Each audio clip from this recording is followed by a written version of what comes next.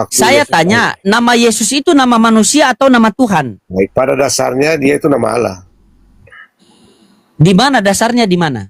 Yohanes 17 ayat 12, 11 dan 12. Namamu yang telah engkau berikan kepadaku. Iya, Yesus Itu. memperkenalkan nama Allah itu, iya. Oke, namamu yang telah engkau berikan kepadaku. Anda tahu tidak? Bismillahirrahmanirrahim. Assalamualaikum warahmatullahi wabarakatuh. Kaum muslimin yang dirahmati Allah, semoga Allah senantiasa curahkan segala rahmat, segala nikmat yang berkepanjangan dan tiada berhujung dari dunia hingga akhirat, insyaallah.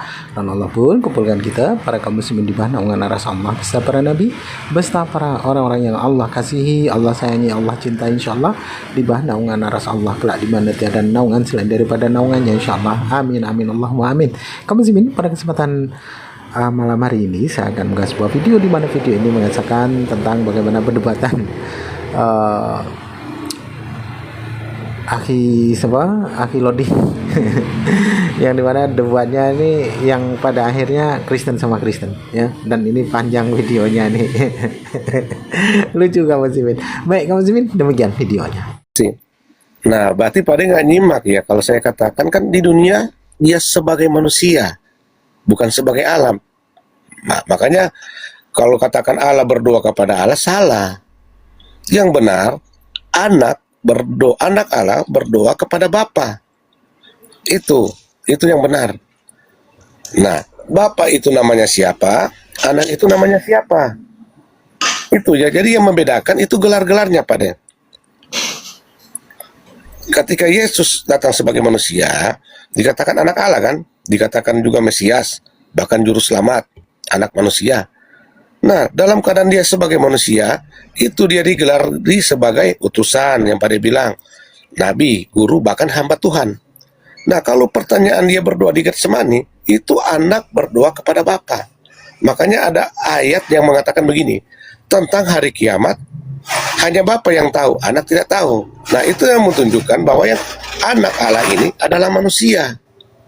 Itu makanya kenapa kita katakan Yesus sebagai Tuhan dan Juru Selamat. Karena Yesus bicara nama. Nama Bapa itu siapa, nama anak itu siapa. Itu yang membedakan gelar-gelarnya.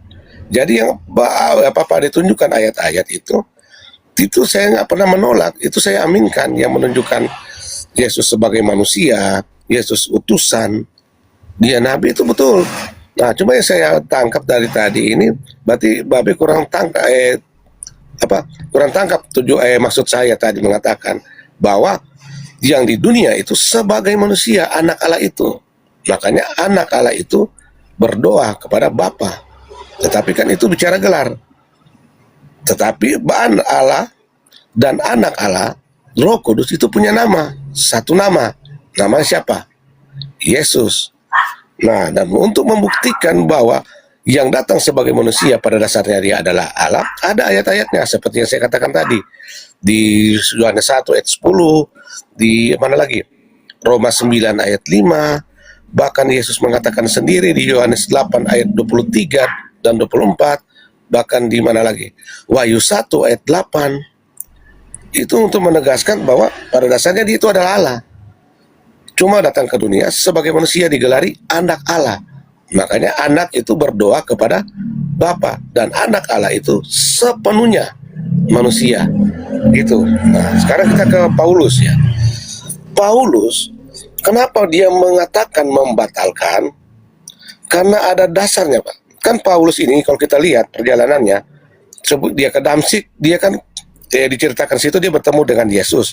Nah, kenapa kita percaya itu, Pak? Karena ada ayat lain yang menguatkan itu. Nih kita lihat ya di Kisah Para Rasul ya. Nah, saya kan pakai dalil nih. Kita lihat perjalanan Paulus ya. Dikatakan begini. Nah, ini di Kisah Para Rasul berapa ini? 9 ayat 1 dan seterusnya. Dikatakan sementara itu berkobar-kobar hati Saulus untuk mengancam dan membunuh murid-murid Tuhan. Ia menghadap imam besar kan, dan meminta surat kuasa daripadanya untuk dibawa ke majelis Yahudi di Damsyik, supaya jika ia menemukan laki-laki atau perempuan yang mengikuti jalan Tuhan, ia menangkap mereka dan membawa mereka ke Yerusalem. Dalam perjalanannya ke Damsyik, ketika ia sudah dekat di kota, tiba-tiba cahaya memancar dari langit mengelilingi dia. Ia rebah ke tanah dan kedengaran oleh suatu suara yang berkata, Saulus, Saulus, mengapa engkau menganiaya aku? Jawab Saulus, siapakah engkau Tuhan? Katanya, akulah Yesus yang kau aniaya itu. Tapi bangunlah dan pergilah ke dalam kota, di sana akan dikatakan kepadamu apa yang harus kuperbuat. Nah, kenapa saya katakan ini kuat? Ini benar, karena ada ayat lain yang mendukung pada. Dan ayat itu menceritakan apa? Kita lihat ya. Kalau kita baca terus, nah di sini nih, di ayat yang ke-10 dari Kisah para Rasul 9 ayat 10 dikatakan begini. Di Damsyik ada seorang murid Tuhan bernama Ananias. Firman Tuhan kepadanya dalam suatu penglihatan, Ananias. Jawabnya, ini aku Tuhan. Firman Tuhan, mari pergilah ke jalan yang bernama Jalan Lurus dan carilah di rumah Yudas seorang dari Tarsus yang bernama Saulus. Ia sekarang berdoa dan dalam suatu penglihatan ia melihat bahwa seorang yang bernama Ananias masuk ke dalam dan menumpahkan tangan ke atasnya supaya ia dapat melihat. Jawab Ananias, Tuhan, dari banyak orang yang telah kudengar tentang orang itu, betapa banyaknya kejahatan yang dia lakukan terhadap orang-orang kudusmu di Yerusalem. Dan dia datang kemari dengan kuasa penuh dari imam-imam kepala untuk menangkap semua orang yang memanggil namamu. Tetapi firman Tuhan kepadanya, pergilah, sebab orang ini adalah alat pilihan bagiku untuk memberitakan namaku kepada bangsa-bangsa lain. Nah, kenapa saya katakan itu perkuat? Karena dari murid-murid Yesus yang lain, datang Tuhan menyampaikan firman Tuhan bahwa dia memang memilih siapa? Saulus itu. Nah, kalau cuma dari pernyataan Saulus dan tidak ada konfirmasi dari ayat-ayat yang lain, dari murid-murid yang lain, nah itu bisa dikatakan bisa jadi betul Pak De bilang, bisa jadi dia rasul palsu. Tapi kan ada yang kuat, dan buktinya lebih kuat lagi, dia tinggal bersama mereka, bahkan dia sepelayanan dengan siapa? Yakobus, dengan Petrus, dan murid-murid yang lain. Nah itu yang menguatkan. Nah, ketika Paulus membatalkan, kenapa? Karena dia kan mengatakan bahwa Yesus membatalkan hukum Taurat. Itu ada dalilnya, Pak.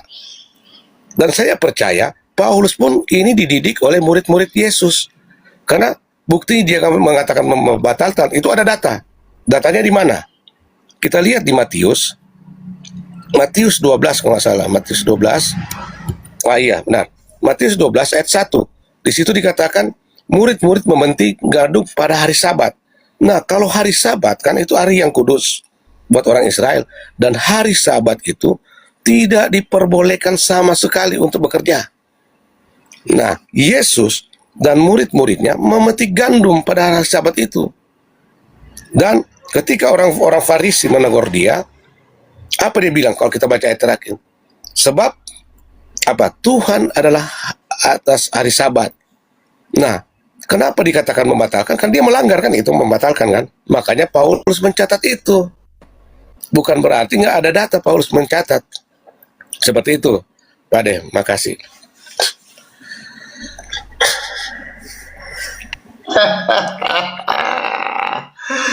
Haleluya, haleluya, luar biasa ngarang Bapak ini.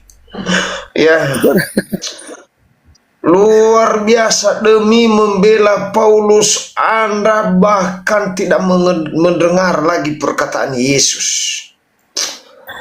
Aduh, betapa hancurnya dunia ini. Ya, saya katakan tidak ada Yesus membatalkan hukum Taurat. Bapak mengatakan tadi Paulus mencatat bahwa murid-murid Yesus memetik gandum di hari Sabat. Matius 12, pada waktu itu pada hari Sabat Yesus berjalan di ladang gandum. Karena lapar, murid-muridnya memetik bulir gandum dan memakannya. Melihat itu berkatalah orang-orang Farisi kepadanya, lihatlah, murid-muridmu berbuat sesuatu yang tidak diperbolehkan pada hari Sabat. Tetapi jawab Yesus kepada mereka, tidakkah kamu baca apa yang dilakukan Daud ketika ia dan mereka yang mengikutinya lapar. Paulus tidak pernah melihat perkataan Yesus ini, tidak pernah dia dengar. Paulus itu mengatakan bahwa segala hukum Taurat, nih ya, saya baca Efesus 2:15, sebab dengan matinya sebagai manusia ia telah membatalkan hukum Taurat dengan segala perintah dan ketentuannya. Segala perintah dan ketentuan berarti semua. Hukum Taurat 613 semua sudah batal. Dan kapan Allah berfirmannya? Tidak pernah ada. Jadi itu ngaco si Paulus itu. Saya tidak percaya, makanya saya tidak percaya. Saya bawa data Yesus. Matius 5:17. Kata Yesus, janganlah kamu menyangka bahwa aku datang untuk meniadakan hukum Taurat atau kitab para nabi. Aku datang bukan untuk meniadakannya, melainkan untuk menggenapinya, Pak. Jadi bukan membatalkan, bukan seperti Paulus membatalkan, menggenapi kata Yesus. Bahkan berikutnya, karena aku berkata kepadamu, sesungguhnya selama belum lenyap langit dan bumi ini, satu iota atau satu titik pun tidak akan ditiadakan dari hukum Taurat sebelum semuanya terjadi. Artinya ketika Paulus mengatakan batal hukum Taurat, maka dia sudah melanggar perkataan Yesus itu. Sudah melanggar perkataan Yesus, sudah melanggar hukum Taurat yang diberikan Allah kepada Nabi Musa.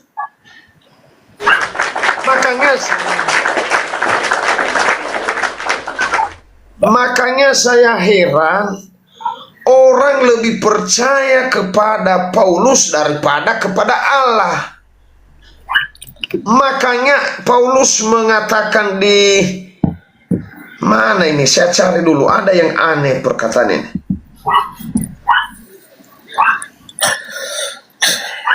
Saya cari dulu ya. Nanti saya cari nanti. Ada perkataannya Paulus ini lebih hebat.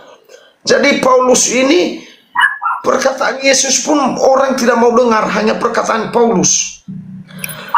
Yesus datang membatalkan hukum Taurat, Paulus datang untuk membatalkan. Sementara Allah belum pernah berfirman kepada Paulus untuk membatalkan hukum Taurat sesuai yang tertulis di Efesus 2:15 itu, Pak.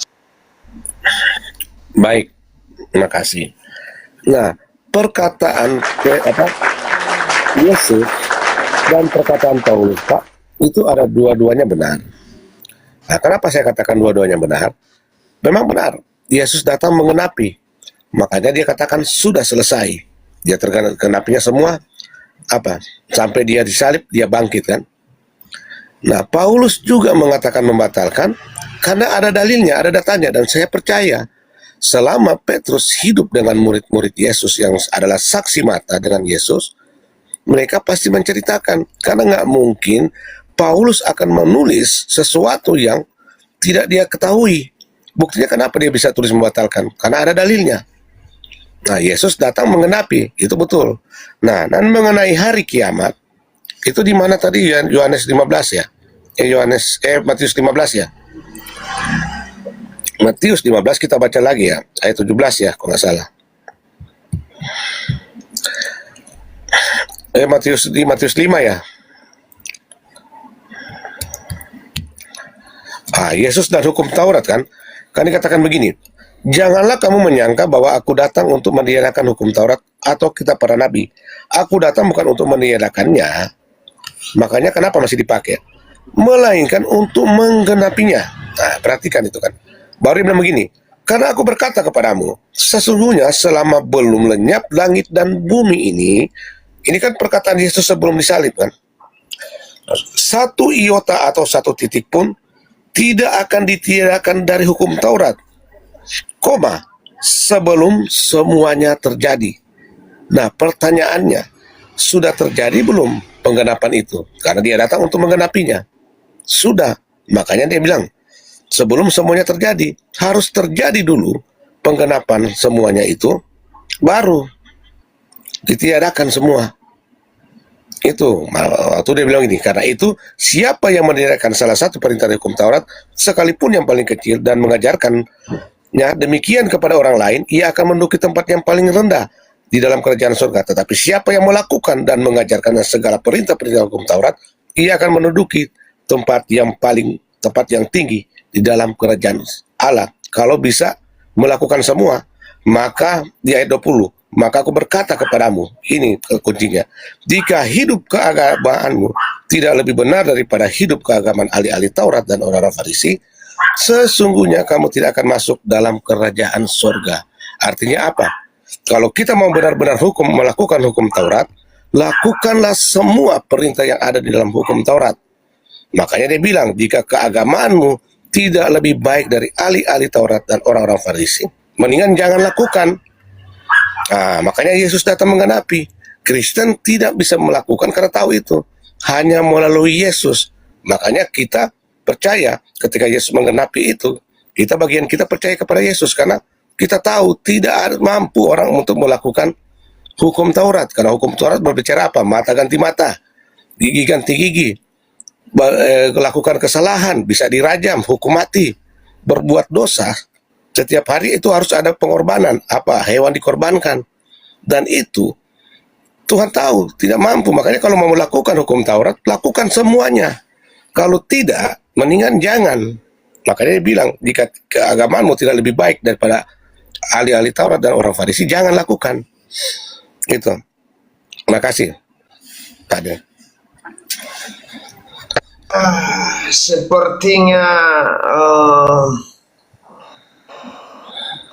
tetap bertahan Bapak dengan doktrin, tapi saya tetap bertahan kepada pendirianku pengikut Yesus. Ya, ada tertulis Matius 15 ayat 8, kata Yesus, bangsa ini memuliakan aku dengan bibirnya, padahal hatinya jauh daripadaku. Percuma mereka beribadah kepadaku, sedangkan ajaran yang mereka ajarkan ialah perintah manusia.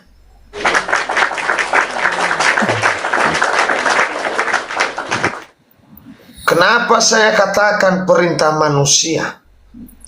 Paulus mengatakan batal hukum Taurat, manusia, yes, setuju. Paulus mengatakan jika engkau bersunat, Kristus tidak berguna bagimu, setuju mereka.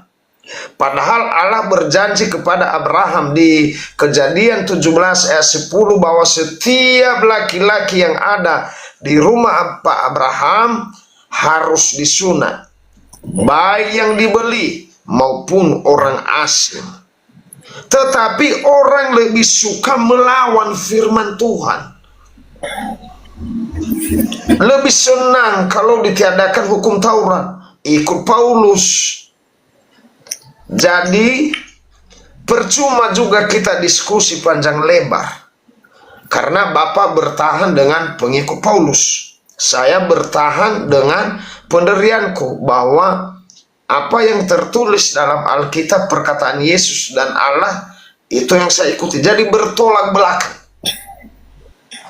Bertolak belakang. Karena kata Yesus tadi, percuma mereka beribadah kepadaku, sedangkan ajaran yang mereka ajarkan ialah perintah manusia. Perintah siapa?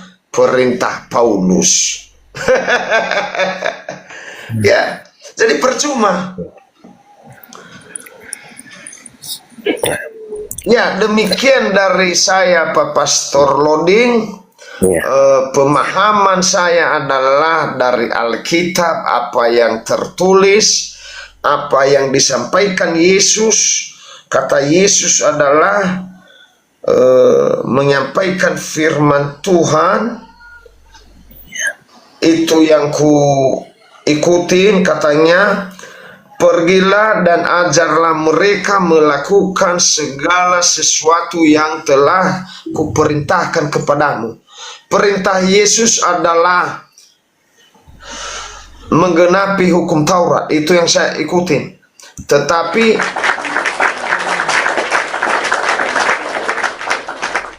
Tetapi yang lain adalah membatalkan. Yesus tidak pernah mengenal namanya Paulus, makanya Yesus tidak menyinggung dalam buku-bukunya, dalam dia beribadah, dalam dia berpendapat bahwa dia tidak pernah mengatakan bahwa akan ada nanti Paulus, tidak ada. Tetapi saya heran kenapa orang-orang yang percaya kepada Yesus lebih percaya kepada Paulus daripada Yesus. Iya, betul. Saya bingung ini. Lama-lama saya di TikTok ini Pak Pastor, banyak yang bertobat jadi mualaf. Karena di gereja dan di mana-mana orang Nias, sudah banyak yang tidak mengaku Yesus itu adalah Tuhan. Sudah banyak yang di komal saya. Iya, betul. Banyak. Sudah banyak orang Nias, sudah banyak. Karena banyak para hamba Allah, satu yang dibaca, satu yang dikhotbahkan. Dan mereka ingin belajar Alkitab, akhirnya mereka bahkan banyak yang pindah agama. Ada di gereja yang biasa saya ke gereja itu, tetapi persembahan mereka yang tadinya besar, setelah saya goyang mereka dengan mengatakan bahwa Yesus ini bukan Tuhan, turun 25%. Saya lihat sendiri itu sampai sekarang. Dan gereja itu biasanya rame, sekarang biasanya 90% orang datang ke gereja, sekarang paling 65, 70, 75. Tapi giliran ada perjamuan kudus, bisa kembali normal 90%. Tapi kalau tidak ada perjamuan kudus, turun lagi. Dan itu mereka mengatakan, karena sering saya katakan bahwa di dalam gereja tidak pernah ada Tuhan di gereja. Tidak pernah ada Tuhan di gereja.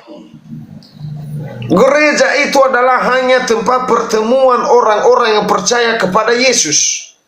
Mereka bertemu di situ. Dan banyak pendeta di zaman sekarang, oknum pendeta, mereka suka menyindir jemaat. Akhirnya mereka nonton TikTok dan mendengarkan Injil, mendengarkan perkataan Yesus secara benar. Dan akhirnya mereka tidak datang di gereja, Pak Pastor. Luar biasa. Ya. Boleh saya masuk sedikit Pak Dehe ya, yang tadi Siap. ketika Pak Ferdi mengatakan, Pak Pendeta Ferdi mengatakan dalam Matius 5:18 kan. Saya sepakat sama Pak Dehe tadi bahwa hukum Taurat itu adalah perjanjian kekal antara Abraham dengan Sang Elohim atau Sang Bapa. Ya, itu perjanjian kekal. Nah, tiba-tiba ada datang seorang manusia ini membatalkan perjanjian Tuhan dengan hambanya. Nah, ini harus dipertanyakan. Bahkan ketika Yesus datang ke dunia itu, Yesus mengatakan dalam Matius 5:18 itu, karena aku berkata kepadamu, sesungguhnya selama belum lenyap langit dan bumi ini, satu iota pun, satu titik pun tidak akan ditiadakan dari hukum Taurat sebelum semua terjadi. Saya tanya sama Pak Ferdi, apakah sekarang semua sudah terjadi apa belum? Sudah. Berarti Yesus sudah datang kedua kali? Belum. Dia kan di ayat Berarti belum terjadi kan? kan dia mengatakan dia datang untuk menggenapi seluruh. Nah, dia datang untuk begini, sabar izin sebentar Pak Ferdi. Ini hukum Taurat ini adalah hukum Tuhan. Yesus mengatakan semua sudah terjadi, baru hukum Tuhan itu tidak berlaku lagi, yaitu nanti ketika dia datang kedua kali. Ini kan kita masih tunggu kedatangannya yang kedua kali. Berarti belum bisa. Tapi Belum dia- bisa dibatalkan. Tapi di ayat Bahkan itu, Yesus sendiri mengatakan apa? Aku datang bukan untuk meniadakan, melainkan untuk menggenapi. Tetapi tiba-tiba datang sosok ini yang entah dari mana asal usulnya, dia membatalkan. Yang dimana sunat kulub merubah menjadi sunat hati. Coba Anda tanggapi, coba. Baik. Silakan. dia di situ tidak mengatakan dia datang kedua kali. Dia bilang dia akan menggenapi. Nah, menggenapinya apa? Nubuatan tentang dia, para nabi itu, yang untuk menubuatan tentang juru selamat itu. Makanya kenapa di salib dia mengatakan sudah selesai? Karena dia udah datang menggenapi itu. Bagaimana Anda mengatakan bahwa di salib dia mengatakan sudah selesai, tetapi di Yohanes dia mengatakan masih banyak yang ingin aku sampaikan, tetapi waktuku sudah tidak. Bertentangan tidak? Itu di salib, kan kita bicara tentang di salib. Ketika di salib dia mengatakan sudah selesai, yaitu apa? Pengenapan itu, dia datang menggenapi itu. Sudah Maksudnya sudah selesai itu penyiksaan kepada dia, bukan hukum Taurat yang selesai, karena dia masih datang kedua kali. Makanya di dalam kisah para sabar, makanya di dalam kisah para rasul itu kan ketika Yesus terangkat kan mereka mengatakan apa? Wahai orang-orang Nazaret, kenapa engkau melihat Yesus yang terangkat ini akan turun yang kedua kali seperti yang dia terangkat ini kan? Sekarang buat apa dia turun kalau hukum Taurat sudah kalian batalkan? bukan batal. Terus dia mau turun pakai hukum apa? Hukum Paulus? Kan tidak mungkin. Saya jawab ya. Coba. Oke. Karena dia mengatakan itu sudah selesai, nubuatan tentang penggenapan dia. Dulu makanya kan kenapa orang Israel pada waktu itu membakar korban bakaran. Nah, ketika dia telah menggenapi itu, nggak perlu lagi untuk mengadakan korban bakar-bakaran itu. Karena itu digenapi dengan Yesus. Terus yang datang di sebagai... Matius 5:18 ini bagaimana? Nah, itu penggenapan di situ. Makanya dia katakan sudah selesai. Untuk datang... Sebelum semua terjadi. Iya. Sebelum semuanya terjadi. Nah, yang kedatangan kedua kali sudah terjadi apa belum? Belum. Ya sudah, berarti waspada dengan Paulus. Tapi kan dia ayat itu, dia menggenapi yang tentang kedatangannya itu untuk menggenapi hukum Taurat itu. Makanya dia katakan sudah selesai. Itu. Nah, dia katakan sebelum semua terjadi, karena kan itu dia belum disalib. Belum terjadi. Oke, baik. Kalau begitu bagaimana tanggapan Anda dengan ini?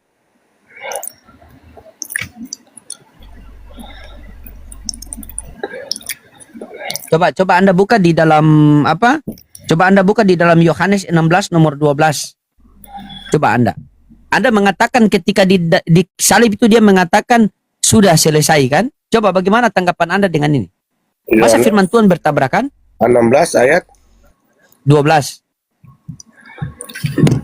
Ketika itu barulah mereka mengerti bahwa bukan maksudnya supaya mereka waspada terhadap daging roti, melainkan terhadap Yohanes. Yohanes 16 nomor 12. Salah, ini Matius. Yohanes ya. Masih Nah, kan banyak Anda gugup hal kan? yang harus. Baik, masih banyak hal yang harus kukatakan kepadamu, tetapi sekarang kamu belum dapat menanggungnya. Itu. Nah, masih banyak hal yang ingin aku katakan tetapi kamu belum bisa terus kenapa dia mengatakan sudah selesai? Tapi di sini masih banyak. Nah, dia mengatakan Nah, ini. masih banyak itulah nanti yang dia datang kedua kali, yaitu penghakiman menurut versi Kristen. Kan? Enggak seperti itu. Begitu. Ini kita masuk menurut versi Kristen ya, bukan menurut versi Baik. Islam ya. Enggak, Nah, jangan seperti sementara iya, sabar. Sementara kalau kita kaitkan dengan Yohanes 5 nomor 18, karena aku berkata kepadamu sesungguhnya sebelum lenyap langit dan bumi ini. Langit dan bumi sudah lenyap apa belum? Belum. Belum. Ketika langit dan bumi belum lenyap, maka apa kata dia selanjutnya? Satu iota pun, satu titik pun tidak akan ditiadakan dari hukum Taurat. Sekarang hukum Taurat masih berlaku atau tidak? Saya tanya sama Pak Pendeta Ferdi. Udah tidak. Udah tidak berlaku, berarti membunuh boleh. Enggak, itu udah masuk di hukum kasih.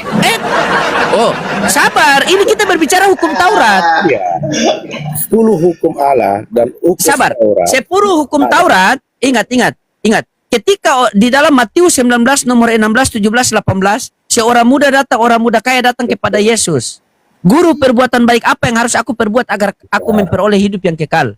Maka Yesus mengatakan, kenapa kamu bertanya yang baik, hanya satu yang baik? Jikalau kamu ingin memasuki dalam hidup, maka turutilah segala perintah Allah.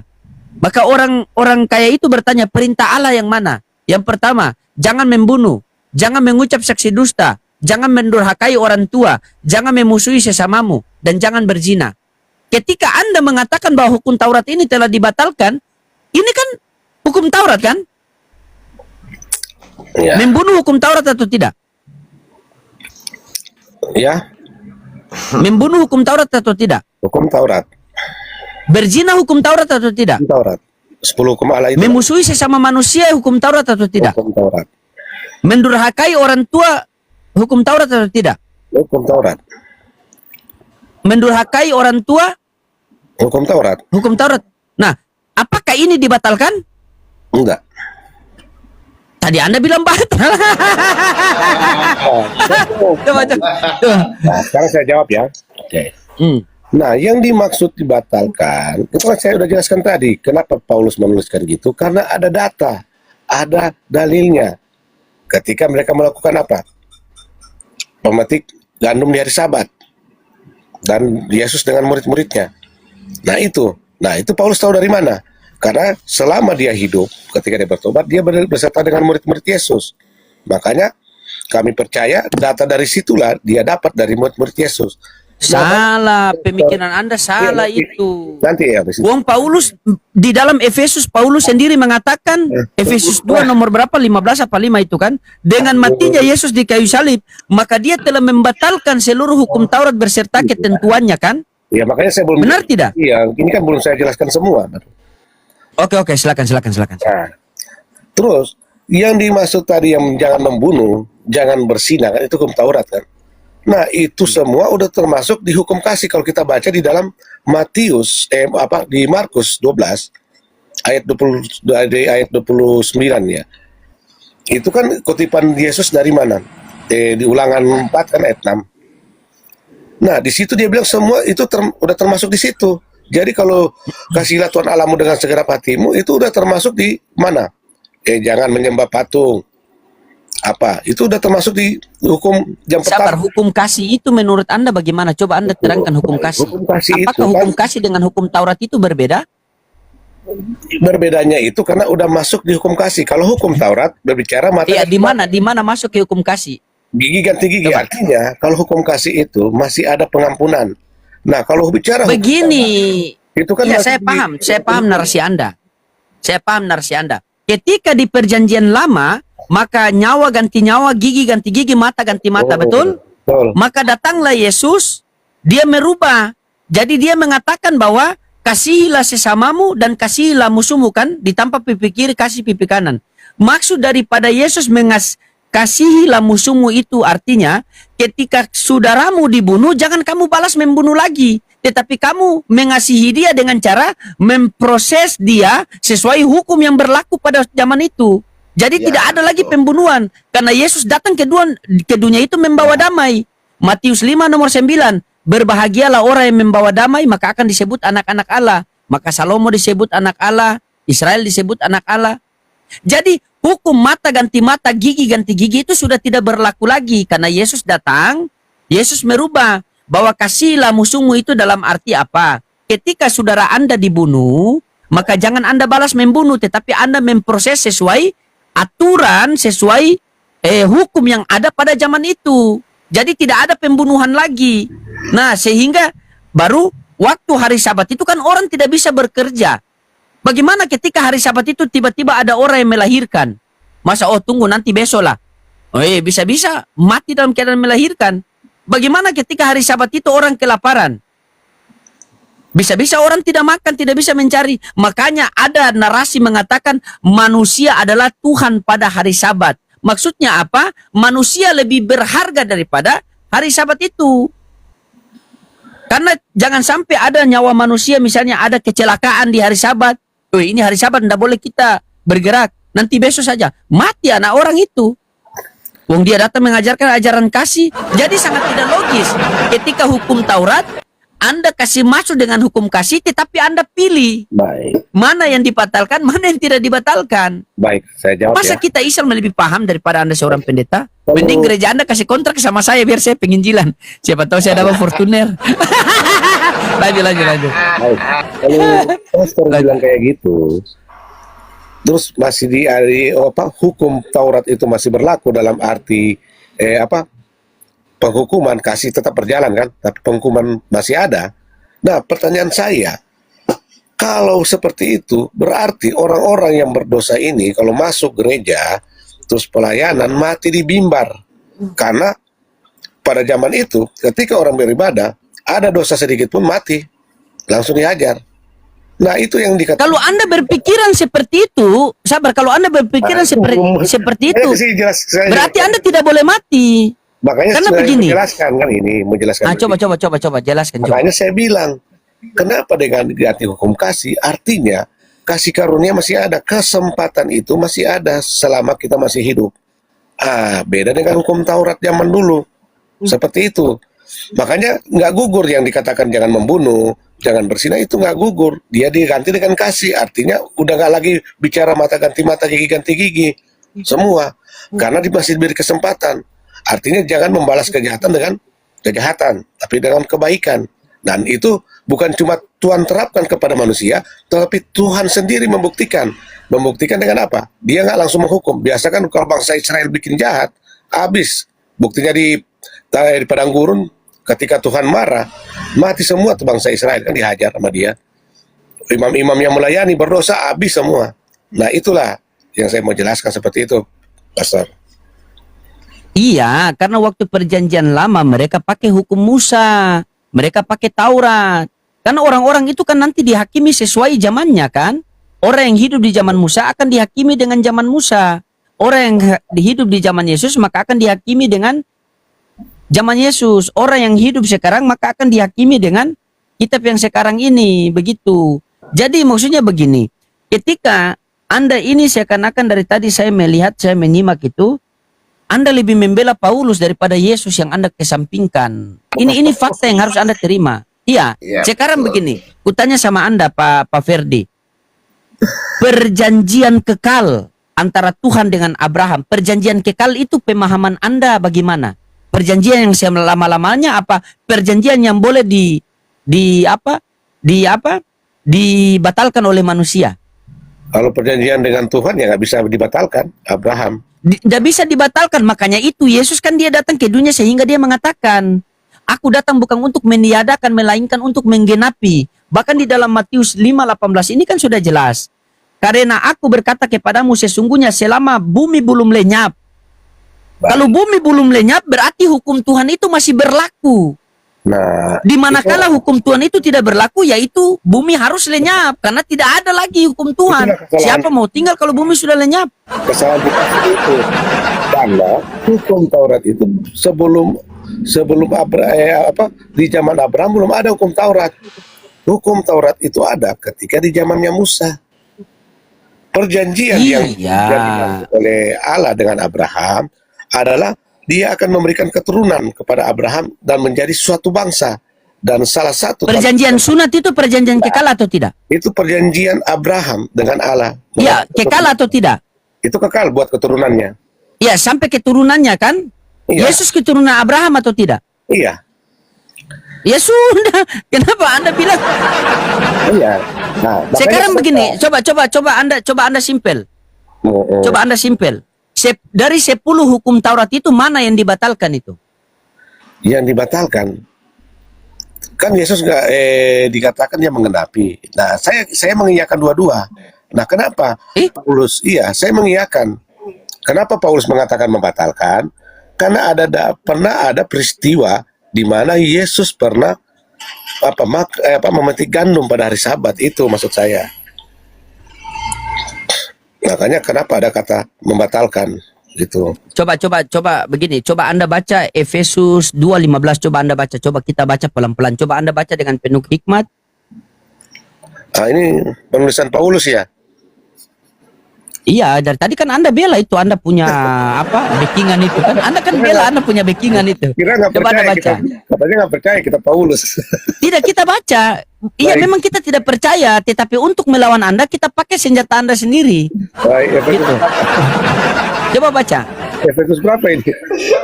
Efesus 2:15. Efesus 2:15.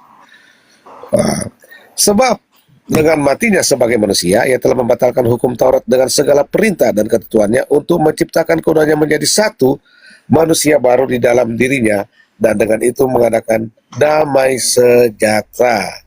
Sebab dengan matinya sebagai manusia ia telah membatalkan hukum Taurat dengan segala perintah. Betul. Coba bagaimana pemahaman Anda dengan segala perintah ini? Dia membatalkan dengan segala perintah, artinya apa? Menggantinya dengan hukum kasih, makanya kan dikatakan membatalkan. Mana ada dalil? coba kalau saya minta dalilnya mana? Baik, dalilnya nih. Oke, saya Coba. kasih ya. Ayo, sabar ya. Aduh. Nih, kita lihat. Sabar ya. Karena semua itu udah di dalam Yesus. Nih, kita lihat. Di dalam mana ya dia? Oh ya, nih. Kolose 2 ayat 16 sampai 17. Dikatakan begini, karena itu janganlah kamu biarkan orang menghukum kamu mengenai makanan dan minuman atau mengenai hari raya. Tidak boleh begitu, Pak Pendeta. Masa begini? Seharusnya Anda seharusnya Anda lari kepada perkataan Yesus, bukan perkataan Paulus. Wong dia yang batalkan, baru dia yang menyimpulkan sendiri. Iya, kan Paulus yang mengatakan membatalkan, makanya dia Iya, berarti Paulus ini ada sesuatu, ada penyesatan di dia. Soalnya dia membatalkan hukum Taurat, setelah itu dia memberikan satu kesimpulan sendiri. Seandainya tadi ada kesimpulan dari Yesus, itu tidak masalah kita terima. Makanya Karena kesimpulan dari Yesus. di 17 Ada tidak perkataannya? Makanya Oke, begini saja, simpel saja Pak Pendeta. Kita butuh kejujuran. Tenang saya, jemaat Anda saya sama Pak Deh tidak akan ambil. Tetap Mailaki 3 nomor 10 itu tetap Anda amalkan itu. Kami tidak kore itu. Ya, bawalah seluruh persembahan, persepuluhan, perbendarahan ke rumah Tuhan. Kami tidak sentuh itu. Yang kami butuhkan itu kejujuran. Jangan sampai kita jadi penipuan publik. Makanya kan Jujur ya. ini Sabar. Jujur, simpel. Makanya- Yesus itu diutus oleh Allah Bapa. Benar? Iya, kalau bicara anak Allah Oke. diutus, ya, oke. Kalau bilang hukum Taurat itu yang berhak membatalkan itu seharusnya Yesus. Kalau mau dibilang. Karena dia datang dari sang sumber sendiri. Kan? Oh. Dia datang dari sang sumber sendiri kan? Nah, ketika Yesus dia datang, apa yang dia katakan itu? Nah, makanya Aku ayat datang 17 bukan untuk meniadakan. Sabar. Makanya kan Yesus datang membatalkan. itu Sabar. menuju kepada Yesus. Iya. Ini kita berbicara tentang Yesus. Yesus datang membatalkan hukum Taurat atau tidak? Dia bilang dia menggenapi. Oke, saya tidak tanya menggenapi. Dia datang dia membatalkan atau tidak? Kalau baca di cerita ada dia dia memetik pada hari Minggu lagi hari Sabat. Mana dia?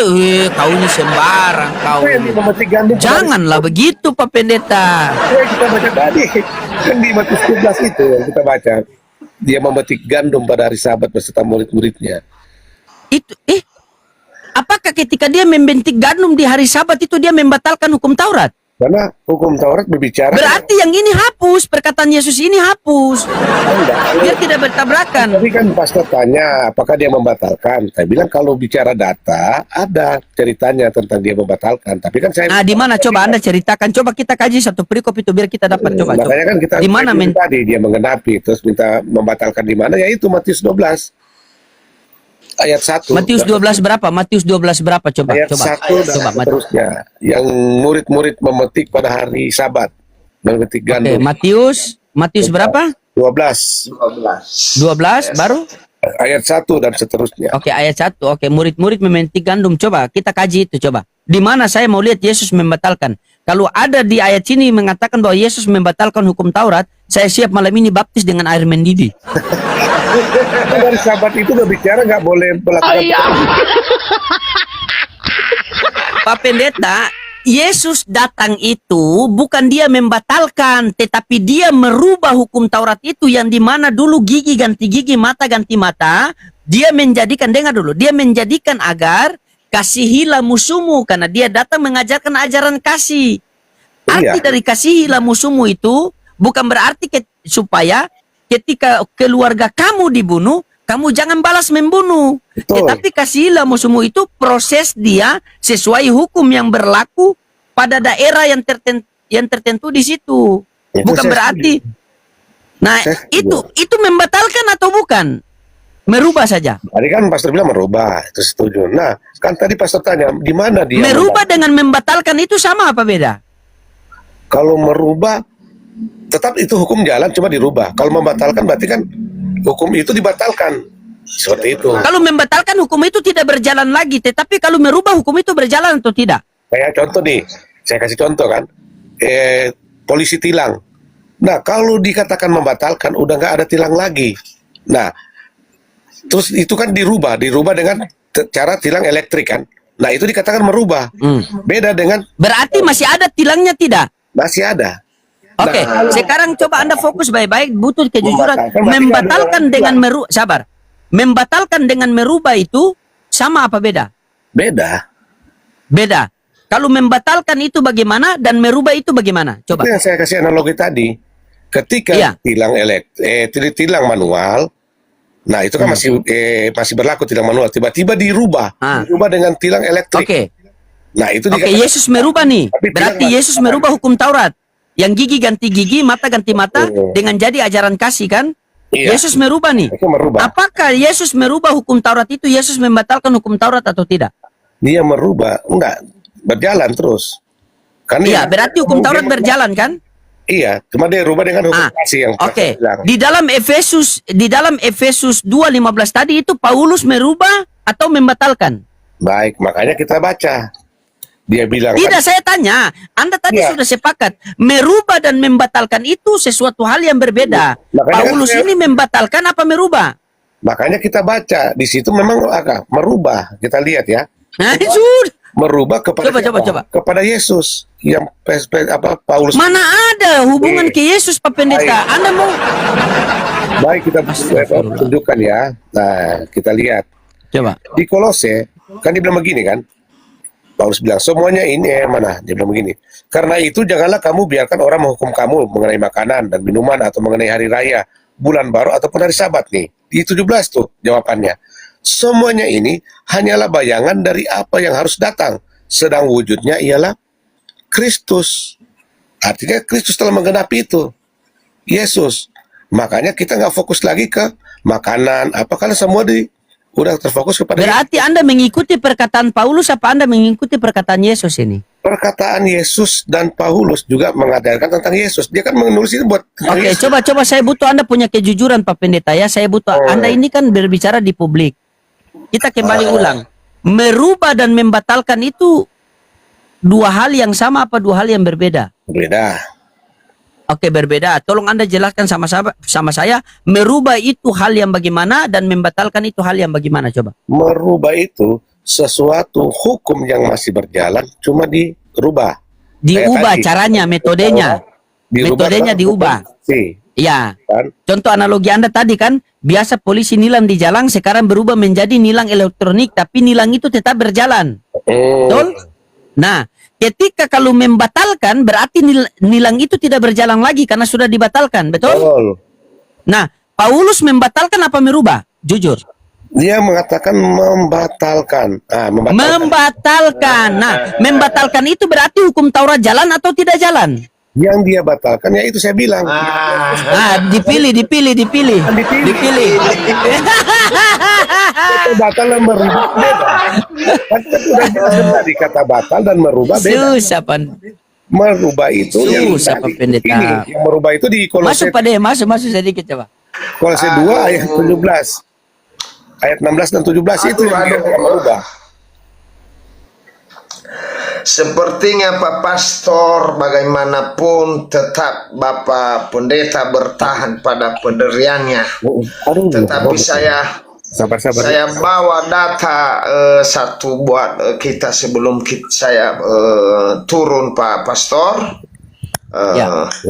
Apapun perkataan Paulus saya tidak percaya karena dia adalah manusia biasa sama dengan kita. Ya.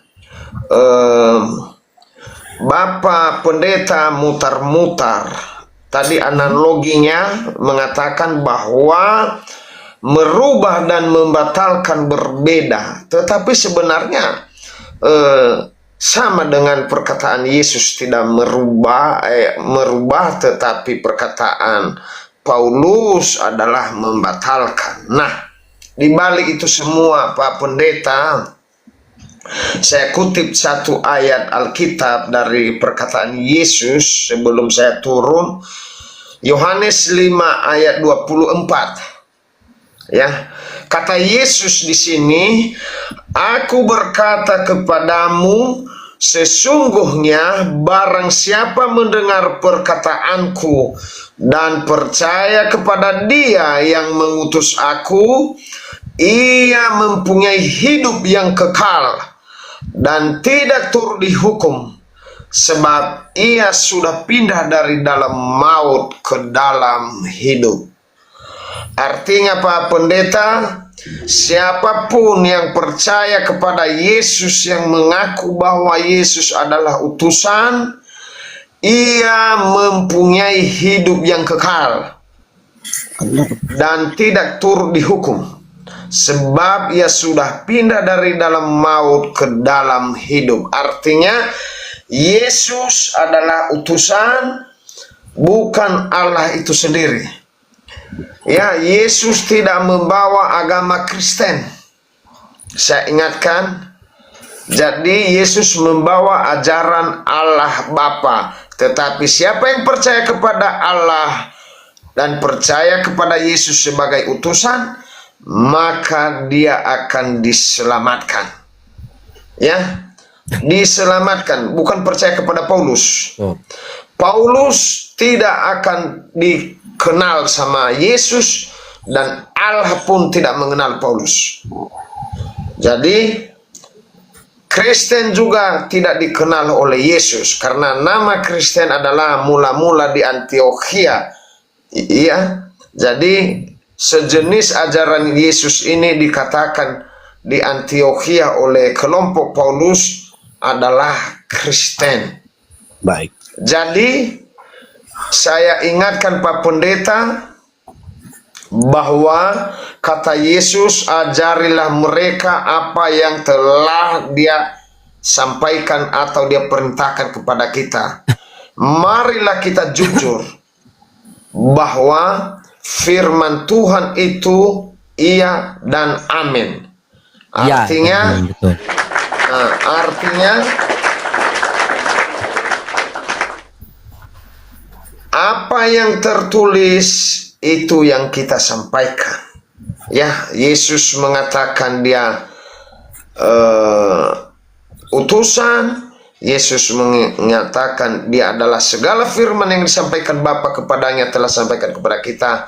Kita harus jujur walaupun berat. Ya, seandainya tidak ada Paulus, mungkin kita ini tetap menyembah Allah, sama dengan kita, saudara kita Muslim langsung kepada Allah berdoa. Tetapi karena sudah datang ajaran dan doktrin Paulus, akhirnya kita berpisah dan mengatakan Allah itu adalah Yesus, Yesus itu adalah Allah. Tetapi di dalam juga Alkitab tidak pernah ada Yesus mengatakan aku adalah Allah. Cuman kata Yesus, siapa yang telah melihat Bapa, dia telah melihat aku. Karena ajaran Allah, ajaran Bapa, dan ajaran Yesus itu adalah satu ajaran. Ya, demikian dari saya, Pak Pastor, dan juga Pak Pendeta. Karena kalau saya debat terus sama Pak Pendeta, bertahan dia ke doktrin Paulus. Maksud saya, marilah kita buka Alkitab dengan jujur, supaya pemahaman dan iman kekristenan kita itu meningkat, bertambah. Begitu. Ya, terima kasih Pak Pastor sudah izin naik.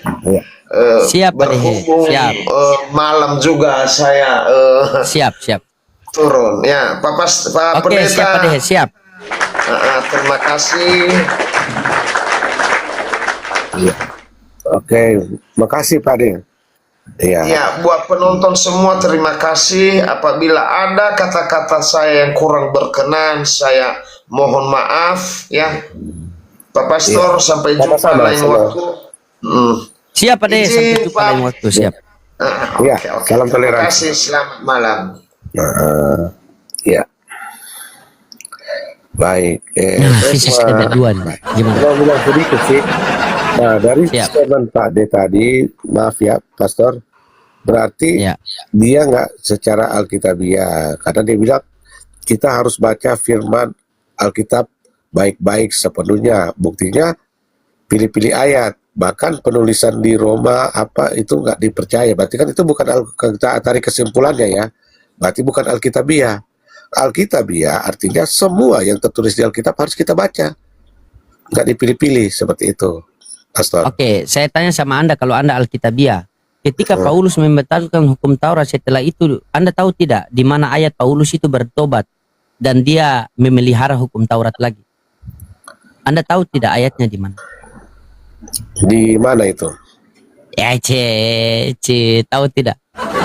Oke, baik, kita sama-sama belajar ya. Kita Baik. sama-sama belajar. Baik. Ketika di Efesus 5, ketika di Efesus itu Paulus membatalkan hukum Taurat, maka setelah itu dia bertobat dan dia memelihara hukum Taurat lagi. Silakan Anda buka Kisah Para Rasul 21 nomor 24 dan seterusnya, coba. 24, 25 sampai 26 kalau bisa. Baik. Kisah Para Rasul 24 ya. Kisah Para Rasul 21 nomor 24. Oh, 21 ayat 24. Yerusalem 24. Aduh, rasa kencing lagi ya.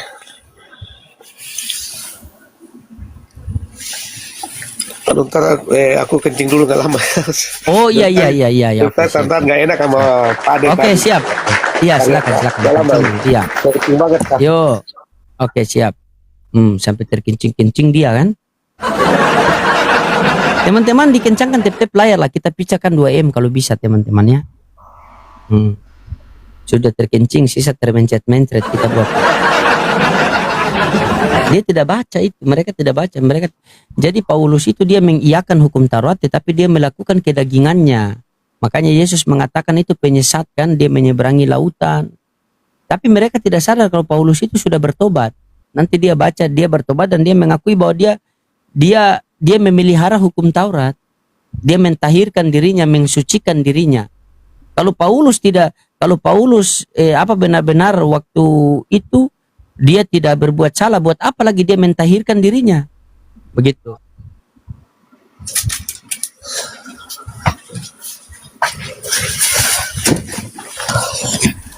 Iya. Udah enakan tadi tuh. Nggak fokus dari tahan kencing. Nah, dikatakan Kisah Para Rasul 21 dan 24 mengatakan Ya. begini, bawalah mereka bersama-sama itu ya, bawalah mereka bersama-sama dengan engkau, lakukanlah pentahiran dirimu bersama-sama dengan mereka, dan tanggunglah biaya mereka, sehingga mereka dapat mencukurkan rambutnya, maka semua orang yang akan tahu bahwa segala kabar yang mereka dengar tentang engkau, sama sekali tidak benar, melainkan bahwa engkau tetap memelihara hukum Taurat. Jeder. Baca seterusnya. Tetapi mengenai bangsa-bangsa lain yang telah menjadi percaya, sudah kami tuliskan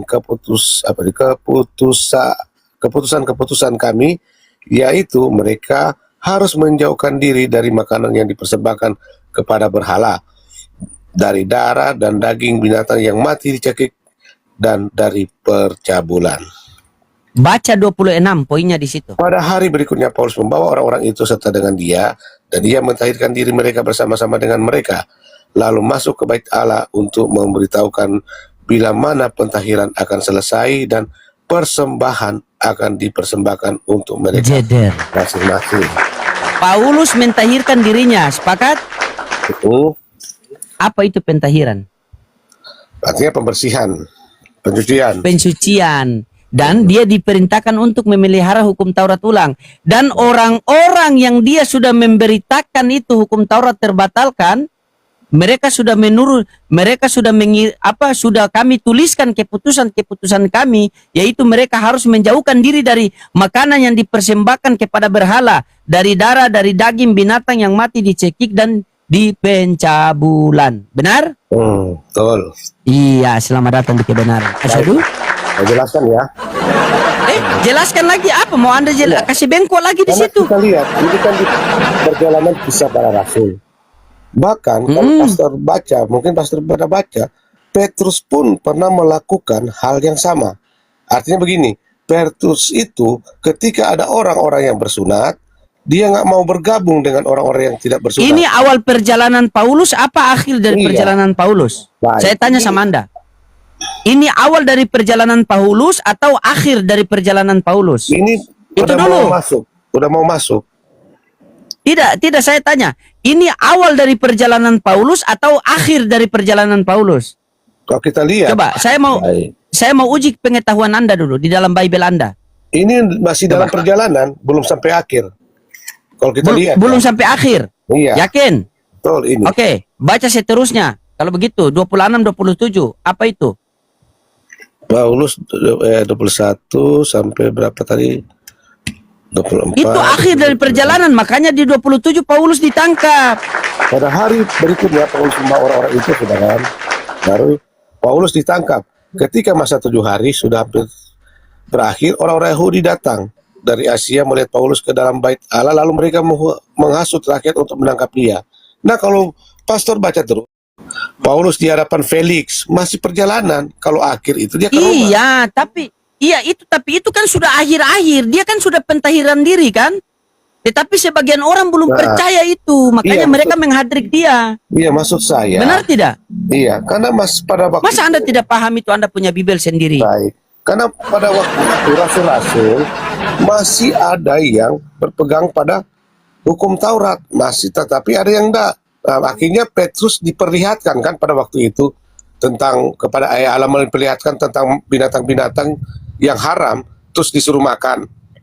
Nah, artinya mereka masih mempertanyakan, ternyata Yesus datang untuk seluruh dunia. Baru mereka ngerti. Nah, Paulus ini ketika berbicara ini dia masih masih bergabung dengan orang-orang yang hukum Taurat. Tetapi dari Oke, ketika itu dia sudah memelihara hukum Taurat atau tidak? Nah, makanya di surat Roma itu kan dikatakan membatalkan kan? Di Efesus dan di mana? Itu Saya tanyakan di sini. perjalanan. Di sini dia sudah memelihara hukum Taurat atau tidak? Baik, kalau di sini dia masih dengan hukum Taurat. Buktinya dia masih Dia bergabung. sudah mulai memelihara ulang. Oke, kejadian di sini dengan kejadian di Efesus membatalkan mana yang duluan? Baik. Kalau kita lihat dia kan ini masih di Yerusalem kan? Coba mana yang duluan? Saya tanya sama Anda, pengetahuan Anda mana yang duluan? Coba kita kalau uji kita lihat pengetahuan dia Bible di di sini. Yerusalem lah yang duluan. Saya tanyakan di Efesus dan di Kisah Para Rasul yang menceritakan dia mentahirkan diri, mana yang duluan? Ini yang duluan atau di Efesus yang duluan? Ya ini yang duluan. Coba Google. Google. Ya, coba buka Google, mana yang duluan? Biar uji pengetahuan Anda. Baik. Masa Bible Anda sih? Anda ini baca Bible dari sudut mana, Pak Pendeta Ferdi? Ya Allah, saya tidak ambil jemaat Anda, yang penting Anda jujur sajalah. Baik. Coba satu ketika kalau ada Anda beribadah, undanglah saya untuk penginjilan di situ. Tidak usah bayarlah saya, penginjilan gratis tanpa perpuluhan.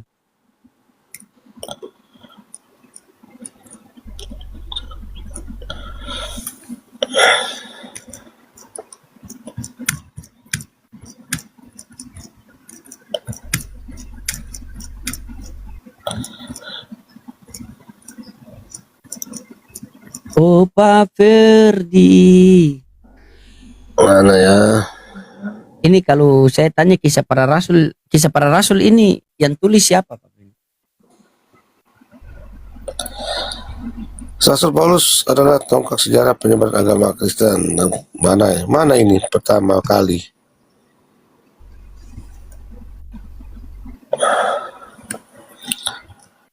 Nggak dibilang ini pertama kali kemana?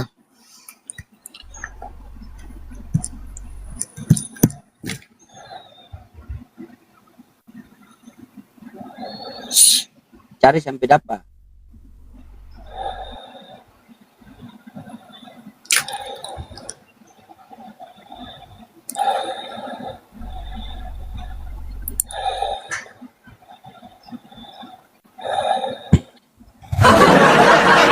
Di mana? Cari toh. Nggak keluar ini cuma Atau angka bendera putih sudah. Pak Pendeta, saya tanya sama Anda nih Pak Pendeta, Anda jujur sama saya. Apakah Anda sudah baca Bibel dari Kejadian sampai Wahyu apa belum? udah baca. Cuma kan kita nggak Udah bisa ingat baca. semua. Iya, saya tanya, udah baca dari Kejadian sampai Wahyu. Udah. Boleh saya uji pengetahuan Anda sedikit? Sedikit Baik, saja. Baik, Sister. Boleh? Baik. Boleh sedikit? Coba Anda baca Kejadian 1 nomor 2. Kejadian 1. Itu PR tadi ya. Itu jadikan PR tadi karena Anda pasti tidak akan dapat. Anda jadikan PR tadi itu. Kejadian 1 nomor 2 coba Anda baca. Saya butuh pengetahuan Anda di situ. Kejadian 1 nomor 2. Langit dan bumi belum berbentuk dan kosong, gelap gulita, dan roh Allah melayang-layang di atas permukaan air. Bumi sudah terbentuk apa belum berbentuk itu? Belum berbentuk dan kosong. Dan kosong. Kosong itu ada isi atau tidak? Ya, kosong berarti nggak ada isi. Terus air dari mana itu? Karena pada dasarnya itu kan sebelum ada bumi air. Dijelaskan. Tadi bilang kosong. Bagaimana? Dapat dari mana? Oke, literasi itu Anda dapat dari mana? Dari mana? Dari mana? Kita baca di Amsal. Jauh sekarang. Lebih detil menceritakan sebelum Amsal, saya sudah tahu. Amsal itu Anda mau lari kepada apa yang Salomo mengatakan, aku terbentuk sebelum apa? Aku Bukan. ada sebelum dunia itu terbentuk. Itu bahasa hikmat. Bagaimana Anda memahami Bibel Anda ini? itu kita lihat di dalam Terima kasih Bang ayat Kijanggo. 23. Bukan dia penciptaan tentang itu pribadinya, tetapi kita lihat tentang ininya sebelum segala sesuatu ada, apakah bumi ada duluan atau air, itu maksudnya. Ya silakan. Kalau air ada duluan berarti tumpahlah air itu, masa air melayang-layang. Makanya kan dia memisahkan cakrawala dengan cakrawala kan bicara. Baca nomor 1, pada mulanya Allah menciptakan langit dan bumi. Bumi belum berbentuk dan kosong. Tiba-tiba ada air di dalam situ. Makasih Bang Kijanggo, makasih. Iya, susah sekali nih kalau nanti satu ketika saya mau tantang Anda, kita diskusi tentang nabi palsu ya. Siapa nabi palsu itu ya? Oke. Boleh? Nah, itu saya setuju. Nabi Baik. palsu, pengajaran palsu, oke? Baik. Oke, baik ya. Iya, siap. Oke. Kapan besok malam? Boleh? Tapi kita di ini ya kayak kemarin aja, apa itu namanya tuh? PKPK. Yang PKPK. yang ngandung Iya. gift, looks, life Oke. boy. Nah, itu aja. Iya, jadi Anda 5 menit, saya tidak ganggu, saya 5 menit, Anda tidak Iya, ganggu. mantap. Oke, tapi ingat jangan pakai pemahaman sendiri. Enggak, Ingat, ini bicara bagaimana 1 Petrus 2 nomor 10 kan, nubuatan kita di dalam pakai kitab data. suci tidak boleh menafsirkan dengan Iya. pemahaman sendiri ya. Enggak, maksudnya ini kita pakai data Alkitab. Iya, Oh. tidak, terserah mau pakai data Alkitab. Nanti kita diskusi 2 arah, siapa nabi palsu. Oh, Oke. gitu. Oke. Siap. Jadi besok kita bisa sediakan, kita punya materi ya. Oke, Pastor. Tapi ya katakan tidak selebihnya dari si Iya. bom-bom. Betul.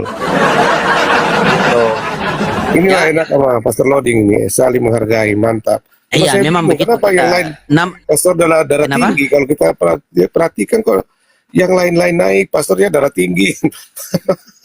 Iya, itu setiap begini. Kalau kamu datang di rumah orang, tidak mungkin tata cara tata letak barang-barang di rumah orang itu semua sama, pasti berbeda-beda kan? Betul. Saya setuju. Benar tidak? Berbeda kan? Begitu. Jadi setiap orang itu berbeda-beda.